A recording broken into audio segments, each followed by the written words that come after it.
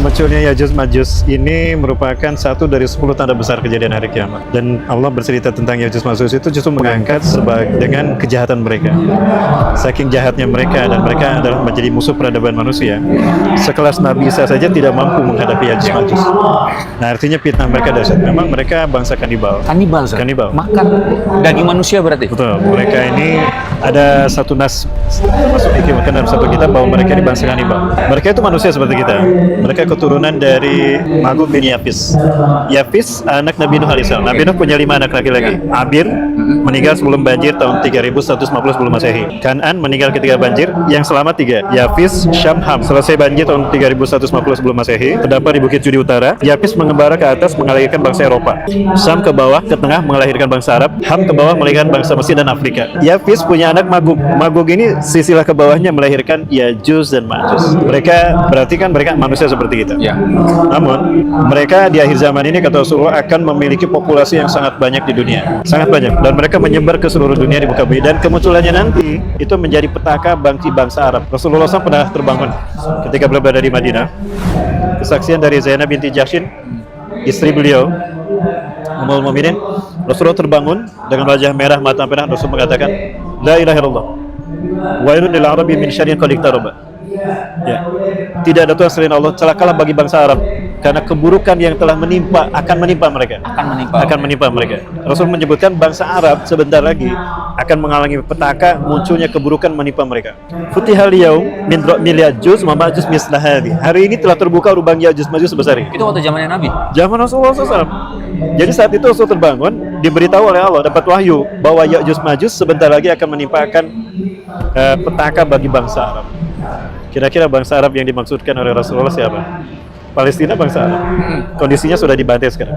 Mesir, Afrika. Nah, negara-negara. Ada satu hal yang memang ini perlu kita jadikan sebagai landasan ketika kita memahami tanda-tanda akhir zaman. Ya. Rasulullah, Al-Quran ataupun hadis Rasulullah SAW biasanya memberikan gambaran tidak secara saklek, eksplisit. Ini loh, ini enggak. Ya. Hal itu menuntut kita untuk mengimani. Disitulah nilai tuntutan kita iman, termasuk Yajuj Majujnya. Sehingga berselisih paham apakah dia bangsa manusia atau hanya Pomeo saja. Ya. Apakah memang nama mereka demikian? Nah, hal ini yang kemudian menimbulkan ada perbedaan pendapat. Nah, yang menarik yang saya pegang adalah apa yang disampaikan oleh Profesor Hamdi bin Hamzah Abu Ziyad, ahli arkeologi, ahli sejarah dari Arab Saudi. Beliau melakukan penelitian sendiri dan beliau membuat tulisan khusus tentang Yajuj Majuj. Jadi beliau ini mengabarkan bahwa Yajuj Majuj ini akan muncul di Asia. Menurut versi beliau. Ya, menurut versi beliau. Ya. Ini kan ada perbedaan pendapat ya, Ustaz ya. Makanya ada perbedaan pendapat itu tadi karena memang tidak saklek langsung eksplisit dijelaskan Quran hadis. Nah, mereka ini saking biadabnya, saking jahatnya, fitnah yang ditimbulkan mereka saking besarnya, sehingga dijadikan sebagai ukuran dari tingkat kejahatan manusia di muka bumi. Oh, ini 2 kali lipat Yajuj Majuj. Oh, ini setengah Yajuj Majuj, kayak gitu. Tapi nggak ada yang melebihi Yajuj Majuj. Nah, maka kata Rasulullah SAW, jauhi mereka, tinggalkan mereka. Nah, mereka ini akan muncul di zaman Nabi Isa sudah turun. Nabi apa? Nabi Isa alaihissalam sudah turun. Ya, oke. Ya, Nabi Isa sudah turun, kemudian Imam Mahdi memimpin sholat Nabi Isa di Aleppo, di Halab, di Masjid Umawi. Lalu mereka melakukan berbagai macam pembebasan bersama Nabi Isa dan Imam Mahdi melakukan berbagai macam pembebasan di dunia. Terakhir yang dibebaskan adalah Masjidil Aqsa dan Palestina. Kemudian mereka sholat berjamaah di Masjidil Aqsa. Nah, kemudian dalam perjalanan dari Aleppo, beliau ke Tursinai, dan di Tursinai inilah bersembunyi semua di waktu malam. Bersembunyi, termasuk Nabi Isa dan Imam Mahdi. Dapat dibayangkan sekelas Nabi Isa saja tidak bisa menghadapi. Jadi pertanyaan menarik orang-orang sih sebenarnya, kenapa sampai bersembunyi, kan Allah kan membantu gitu loh. Betul. Nah, artinya Nabi Isa sendiri bukan tandingan Yajuj Majuj. Dapat dibayangkan fitnahnya. Dajjal aja makanya Ustaz. Maksudkan Dajjal aja kan gitu kan. Ditikam sama Nabi Isa. Artinya Nabi Isa, Dajjal tidak seberapa di hadapan Nabi Isa. Tapi Nabi Isa tidak diberikan kewenangan untuk menghadapi Yajuj Majuj. Saking banyaknya. Dan ketika itu juga ada, saking banyaknya. Dan Rasulullah SAW menjelaskan bahwa kenapa Rasulullah SAW menyebutkan Nabi Isa memberitakan semua masuk, tidak boleh ada yang keluar, karena tidak ada yang tersisa di muka bumi ketika Yajuj Majuj keluar. Tidak ada yang tersisa. Itu untuk gambaran banyaknya, Ustaz ya. Saking banyak dan saking bengisnya dan saking jahatnya, saking bahayanya. Sehingga tidak ada yang selamat di wilayah yang mereka dapati. Tapi masih ada manusia. Tapi yang tidak mereka masuk. Mereka lewati, habis manusia yang lain. Tidak ada yang tersisa. Jadi ancaman terhadap manusia. Nah, mereka akan habis itu ketika di malam hari Allah habisi mereka. Di antara mereka menancapkan tombak mereka, melemparkan tombak mereka ke langit. Ya. Dengan sombong mereka mengatakan begini, semua penduduk bumi yang kita datangi mereka sudah habis, tidak ada yang tersisa, tinggal penduduk langit yang tersisa. Nah, beberapa dari mereka melemparkan tombak mereka ke langit, dilemparkan tombak mereka ke langit, kembali dengan berlumuran darah. Nah, dari situlah kemudian Allah mengakhiri kehidupan mereka. Allah hujani mereka dengan azab, turun hujan ulat sebesar-besar jari orang dewasa. Avanza, sebelum situ waktu dilempar tombak ada yang bilang anak panah juga ada Ustaz ya? Ada yang bilang anak Versi. panah, ada beberapa versi. Memang silah ini biasanya diartikan tombak, bisa diartikan panah, itu terserah. Memang disebutnya silah. Kalau misalnya waktu turun itu itu, waktu turun yang keluar darah itu dibilang, lihat kami juga sudah melukai atau apa? menghabisi penduduk langit. Penduduk langit ya, Artinya Ustaz ya? berarti banyak yang melempar tombak. Nah, sehingga setelah selesai turun Tapi Ustaz, kembali. Afwan, itu darah siapa Ustaz? Apa hanya Allah memberikan mereka semacam ya itu Kemungkinan gimana, Ustaz? itu darah yang mungkin Allah Kirim walau alam aja. ya, Allah kirimkan aja ke itu untuk menguji istidrat mereka. Oh, Kira-kira arahnya ke situ respon mereka apa? Gitu. ya. Karena tidak ada yang bisa mati dan terluka kecuali atas izin Allah kan. Ya. Nah, intinya itu istidrat buat mereka. Sehingga betul kan keluar kesombongan mereka. Betul. Oh, penduduk langit pun sudah kami habisi. Nah, itu sombongnya mereka. Nah, kemudian Allah turunkan hujan ulat sehingga menghujani dan masuk ke tubuh mereka. Mereka kan membungkuk ya. Nah, maka si ulat itu masuk ke punggung mereka, masuk ke dalam. Dalam waktu singkat memakan otak mereka, memakan organ tubuh mereka bagian dalam, sehingga selesai subuh mereka sudah tidak ada, habis semuanya. Artinya saking hebatnya kebiadaban mereka, kejahatan mereka, Allah yang langsung turun tangan menghabisi mereka. Paham? Jadi bukan tandingan kita manusia.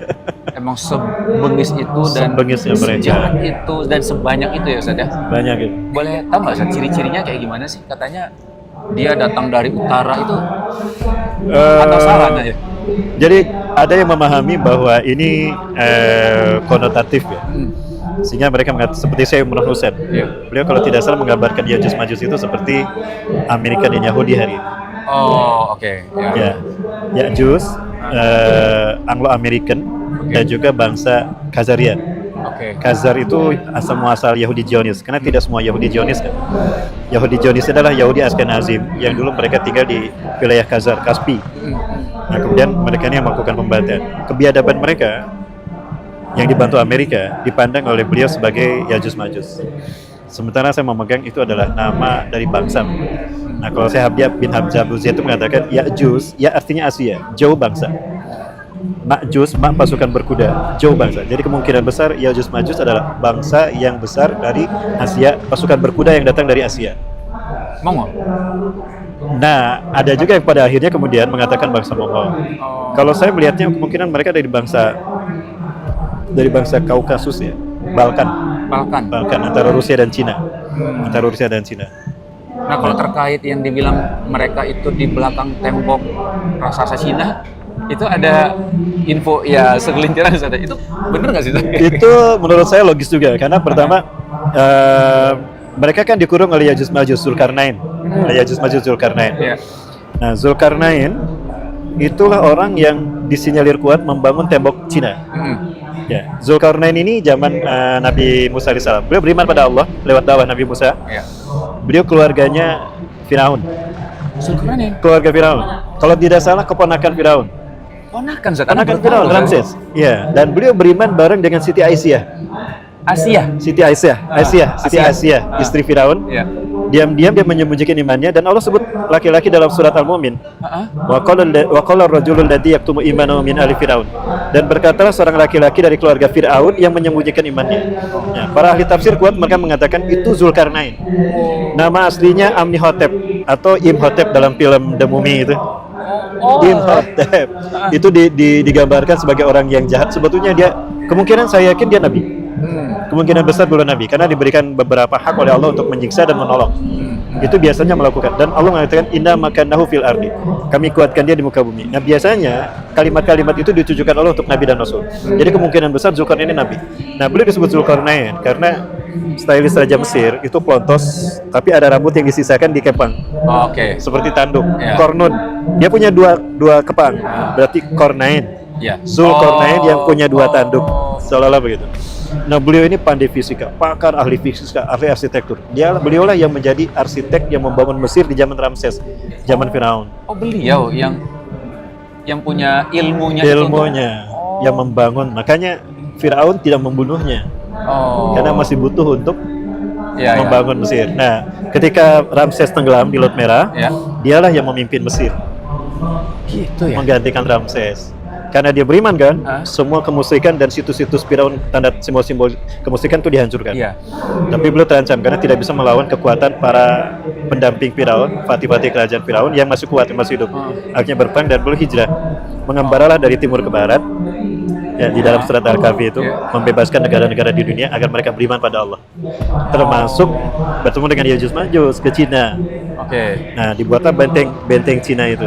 Kemungkinan besar menurut Prof. Sam Habib bin Hamzah Uzair ini, dan saya sepakat, itu tembok Cina dibangun oleh Ya'juj Ma'juj untuk menghalangi Ya'juj Ma'juj, dibuat oleh Zulkarnain. Zulkarnain yang buat. Oke. Dibuat oleh Zulkarnain untuk membentengi Ya'juj Ma'juj sehingga dia tidak bisa membahayakan pada kaum yang terzalimi.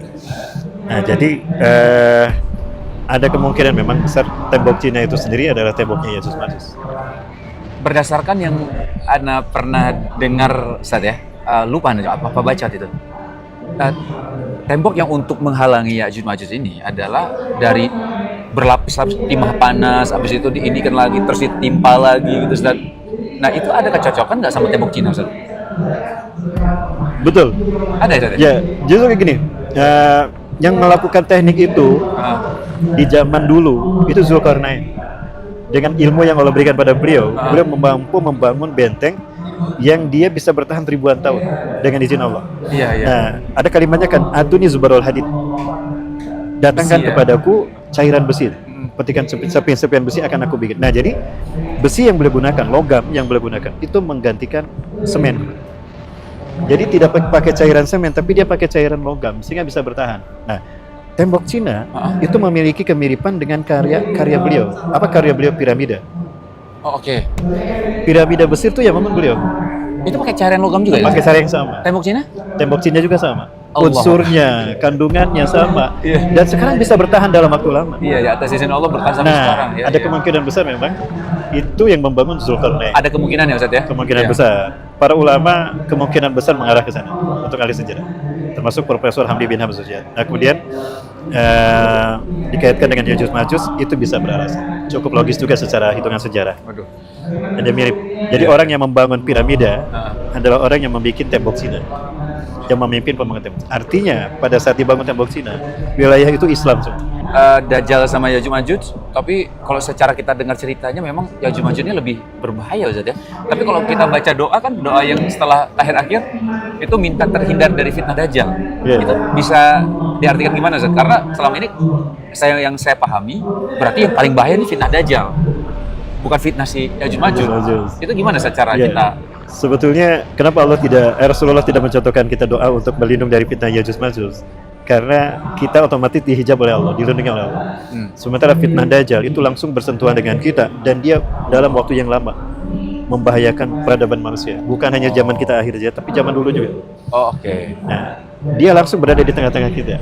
Kemunculannya sejak awal. Ya. Sementara Ya'juj Ma'juj itu munculnya nanti di akhir.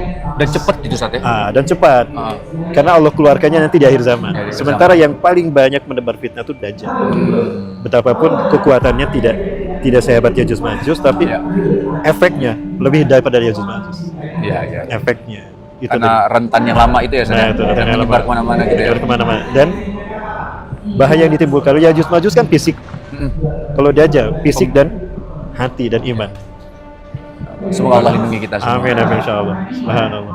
Ustaz, yang terakhir, kita sebagai umat Islam, apa yang harus kita lakukan untuk bukan hanya menghadapi, tapi kita tahu tanda-tanda akhir zaman ya, Ustaz ya, berdasarkan Al-Quran dan Hadis, kan ada tanda-tanda kiamat kecil, Ustaz. Nah, apa sih sebenarnya yang harus kita lakukan sebagai hamba Allah, umat Islam ini, apa yang harus dilakukan? Persiapannya itu apa aja sih, Ustaz? Ya, ya. Pertama persiapan untuk diri sendiri. berbekal untuk menyambut hari kiamat ini adalah berbekal takwa kan. Rasulullah nasihatkan bekal takwa itu ada 3. Ayyutu afala yusa wa ayyudkara afala yunsa wa yushkara afala yukar.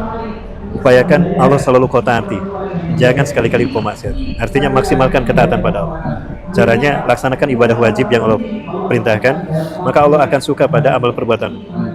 Yang kedua, tambah dengan ibadah sunnah, maka Allah mencintai dirimu. Kalau Allah sudah mencintai kita, maka Allah akan mencintai pandangan kita, maka terjagalah pandangan kita. Allah mencintai telinga kita, maka terjaga telinga kita. Mulut kita dijaga Allah, tangan kaki kita. Hidup kita dijaga Allah. Nah, kalau Allah sudah menjaga kita, fitnah akhir zaman ini nggak berefek sedikit. Nah, itu kunci yang pertama. Taat ketaatan. Kemudian mengingat Allah, selalu mengupayakan, selalu mengembalikan segala urusan kita pada Allah. Upayakan di akhir zaman ini banyak fitnah, bergantung minta tolong hanya kepada Allah, jangan pada makhluk. Nah, yang terakhir, syukuri apa yang Allah berikan, jangan meminta lebih daripada itu. Ya, maksimalkan apa yang Allah berikan pada kita di jalan ketaatan pada Allah, maka Allah pasti akan nambah. Nah, ketika di akhir zaman penuh dengan fitnah, upayakan koneksi kita dengan Allah kuat, karena di saat itu, di akhir zaman ini, Allah akan selalu dengan mudah memberikan pertolongan bagi siapa yang Allah kehendaki ketika dia istiqomah di jalan Allah. Istiqomah ittiba sunnah, Allah mudah melindungi. Bagaimana cara kita terkonek yang poin ketiga tadi? Hidupkan sunnah Rasul dalam kehidupan kita. Ini hadis nasihat yang bagus dari ayat Rasulullah kepada Abdullah bin Abbas. Ihfazillah yahfazka. Jaga Allah dalam dirimu, maka Allah akan menjagamu. Ihfazillah tajidu tujaka. Jaga Allah dalam hidupmu, artinya hidupkan syariat Allah, hidupkan sunnah Rasul, maka satu, Allah akan menjagamu. Artinya tidak yang bisa membahayakan. Yang kedua, Allah akan menjadi solusi apapun masalah hidup. Yang ketiga, Allah akan menjagamu dari fitnah-fitnah di akhir zaman. Nah, itu secara pribadi. Ya. Yang kedua, akhir zaman adalah momen di mana Allah akan menzahirkan Islam. Mereka yang terlibat ketika Islam zahir adalah mereka yang Allah muliakan dengan surga Firdaus. Jadi harus kelihatan, jadi pemain Ustaz ya? Nah, upayakan ketika skenario-nya sudah ada nih. Dan Allah sudah punya SOP, orang-orang yang terlibat, orang-orang yang karakternya begini. Misalnya, selalu bangun malam, menjaga sholat 5 waktu, bangun malam, tahajudnya, tilawah Qur'annya, dan memakmurkan masjid. Ketika Allah merekrut pasukan yang orang-orang terbaik, pasti dilihat dari bumi Allah kan, dari masjid, dari rumah Allah, dari masjid. Nah, artinya makmurkan masjid. Insya Allah. Istiqomah kita dengan sebenarnya. simpel. Tapi istiqomahnya ini ya Ustaz ya. Itu dia, mudah. Maka kata Rasulullah, ad-dinu yusrun, agama itu mudah. Nah, ketika kita istiqomah di tadi, terutama masjid, aktif di masjid, mudah-mudahan Allah pilih kita. Amin. Ketika Allah memilih kita, Masya Allah, mereka lah orang-orang yang kata Rasulullah, Nabi akan mengusap wajah mereka. Anta min ahlil jannah, inna makanaka fil jannah. Kamu ahli surga, tempatmu di surga. Bukan hanya dia yang masuk surga, tapi orang-orang yang terpilih ini, yang bergabung dalam pasukan terdapat Imam Mahdi, Allah berikan kesempatan 70 nama dia sebut untuk masuk surga bersama-sama. Orang tua kita, kakek nenek kita, keluarga kita bawa masuk surga bersama-sama. Ustaz, siapkan untuk mereka. Insya Allah Ustaz, semoga Allah mudahkan ya Ustaz ya. Ustaz, mungkin yang terakhirnya adalah ketika ngomong akhir zaman, banyak orang berpikir ya udahlah hidup kita akhirat aja nih, sehingga dunia jadi ditinggalkan Ustaz. Sedangkan saya pernah dengar hadis yang tolong koreksi ya Ustaz ya, yang misalkan ini udah mau kiamat bahasanya tuh, kita ada kebaikan yang bisa kita lakukanlah, walaupun hanya sekedar menanam pohon gitu Ustaz. Nah, maksudnya gimana Ustaz kita menanggapi orang yang sudah, kita hanya mikir akhir zaman aja tapi dunia kita tinggalkan, itu tepat nggak sih Ustaz? Tidak benar. Tidak benar ya Ustaz. Pertama Rasulullah mengatakan, ad-dunya mazuratul akhirah. Dunia itu adalah sawadannya akhirat. Mustahil kita bisa mendapatkan kebahagiaan di akhirat tanpa mensiasati dunia kan, di mana kita hidup. Nah, maka orang yang berhasil di akhirat adalah orang yang berhasil mensiasati dunianya dengan baik. Nah, kata Rasul tadi betul. Ya. Wallah, andai besok kiamat dan di tanganmu ada sebesar ada 1 butir biji gandum, tanam saja. Maksudnya apa? Ketika kita menanam, walaupun waktu singkat, lalu kita menanam biji gandum. Lalu ketika biji gandum tadi tumbuh dengan izin Allah, kiamat belum terjadi, lalu hasilnya diterima oleh manusia. Manfaat itu yang akan menyelamatkan kita di akhirat. Artinya, sekecil apapun kebaikan seseorang, ya, dan ketika ada kesempatan lakukan, bisa jadi itu yang menyelamatkan kita di akhirat. Subhanallah. Makanya ahli kubur mereka minta kepada Allah, kembalikan kami ke dunia sesaat saja. Mereka tidak minta lebih dari sesaat. Sesaat tidak lebih dari 1 menit. Kenapa mereka minta gitu? Artinya mereka di saat sudah disiksa dalam kubur, sudah disiksa di neraka, paham nilai waktu sesaat ketika digunakan dalam kebaikan Mahal banget. menyelamatkan dari siksa neraka yang kekal abadi. Nilai baik, kebaikan sesaat menyelamatkan seseorang dari siksa neraka yang kekal abadi. Itu yang didapatkan siksa oleh orang-orang yang disiksa di kubur sekarang. Paham mereka. Makanya Allah berfirman, wal asri demi waktu. Demi waktu. Demi Masya waktu. Allah, Masya Allah. Subhanallah. Teman-teman semua, Bapak, Ibu semua nih, semoga Allah mudahkan kita agar kita coba kita mengupayakan untuk maksimal kebaikan apapun itu ya, dan dimanapun, dan semoga Allah jaga kita, membantu kita agar kita bisa melakukan kebaikan walaupun sekecil apapun. Amin amin. Ustaz, jazakallah khair Ustaz. Amin, wa iyakum. Boleh nampil Ustaz. Insyaallah jazakallah khair Ustaz ya. Barakallahu fikum hebo. Saya selalu Allah lindungi. Allah berkahi. Kainan Ustaz ya. Mudah-mudahan kita satu soft nanti di kebangkitan Islam. Amin. Amin. Sudah dibukakan oleh Allah isyaratnya. Insyaallah. Ada ceritanya tadi, Aleppo ini kembali pada kaum muslimin. Iya, iya betul Ustaz. Di Aleppo itu ada Masjid Umawi, tempat turunnya Nabi Itu menarik Isa. juga nih tentang Aleppo Ustaz. Benar Ustaz. Itu gimana Ustaz? Tapi panjang ya, janganlah, jangan. Nanti Nanti kita bicarakan lagi, next. Siap. Mudah-mudahan kita ketemu lagi, Ustaz. Amin amin.